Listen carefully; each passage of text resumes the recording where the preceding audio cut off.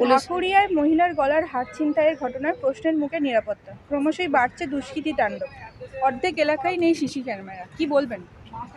এটাই বলতে চাই যে ঢাকুরিয়ায় যে মহিলাটা যাচ্ছিল সেটা সাধারণ মহিলা, সেটা তো আমরাও যেতে পারি। আমাদের যখন ইউনিফর্ম থাকে না, আমরা তখন সাধারণ একজন মানুষ, আমরাও যাচ্ছি। গিয়ে যদি ছিনতাই হয়ে যায় আমাদের রাস্তা থেকে, আর ঢাকুরিয়া এরিয়া মানে কত জনবহুল এরিয়া, সেখানে যদি ছিনতাই হয়ে যায় একজন রাস্তা চলতে একজন মহিলার চেন গলা থেকে, আর সেখানে আবার রিপোর্টে ধরা পড়েছে সেখানে সিসিটিভি নেই, তাহলে নিরাপত্তার অভাব পুরো দেশ সময় পুরো সব জায়গায়। আমাদের কলকাতা আগে আমাদের ওয়েস্ট বেঙ্গল ছিল, যেখানে আমরা বলতে পারতাম হ্যাঁ আমাদের নিরাপত্তার কোনো রকম অভাব নেই। কিন্তু এখন দেখতে পাচ্ছি যেখানে এত জনবহুল এরিয়ায় যদি সিসিটিভি না থাকে, তাহলে এখানে নিরাপত্তা কোথায়?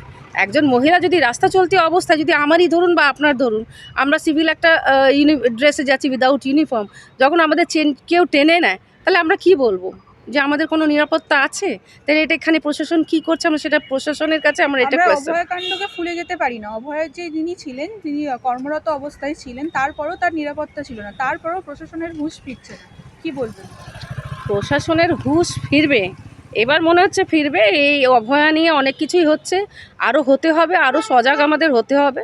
সেটা মহিলাটার ডক্টরের যেভাবে মৃত্যু হলো, সেটা আমরা অনেক দুঃখ প্রকাশ করেছি। এই নিয়ে অনেক কিছুই আমরা অনেক জায়গায় লেটার করেছি, অনেক মিছিল করেছি, অনেক জায়গায় অনেক কিছু করেছে। সেখানে এটা নিয়ে এখন আমি এখানে বলতে চাই না। কিন্তু এখন প্রশাসনকে দেখতে হবে মহিলাদের নিরাপত্তা কোথায়। সে মহিলাদের নিরাপত্তা নিয়ে এটা আমার প্রশ্ন, যে প্রশাসনকে এই নিয়ে কিছু করতেই হবে। একটা সাধারণ একটা মহিলা যাচ্ছে রাস্তা দিয়ে, সেটা তার চিন্তায় হয়ে গেল, পরবর্তীকালে আরও কিছু হয়ে যেতে পারে। সিসিটিভি নেই যখন, ওই মহিলা যদি কিছু একটা প্রতিবাদ করতে যেত, তার সাথে যদি কিছু একটা দুর্ঘটনা আরও অঘটন করতো, সেক্ষেত্রে কে জবাব দিত? আমরা এরপরেও দেখেছি রাতের অন্ধকারে মদ্যপ যুবকদের দৌরাত্ম্য, বেপরোয়া পানাগড়ের যে ঘটনা আমরা ভুলতে পারছি না। পানাগড়ে দেখলাম বেপরোয়া গতির বলি এক তরুণ, কি বলবেন?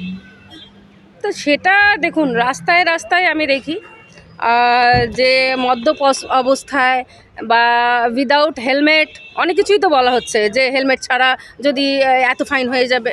হ্যাঁ, যদি কাউকে দেখতে পায় সেফ ড্রাইভ, হ্যাঁ সেভ লাইফ, হ্যাঁ আছে, কিন্তু সেভ ড্রাইভ সেভ লাইফ কোথায়? একজন রাস্তা চলতে একজন মহিলা যাচ্ছে, দুজন মদ্যপ অবস্থায় গাড়ি চালিয়ে তাকে মেরে দিল, তাহলে সেখানে নিরাপত্তা? সেটাই তো বলছি, আমাদের ট্রাফিক ব্যবস্থার ভীষণ বাজে অবস্থা। কোথায় ট্রাফিক পুলিশ? কী করছিল তখন ট্রাফিক পুলিশ?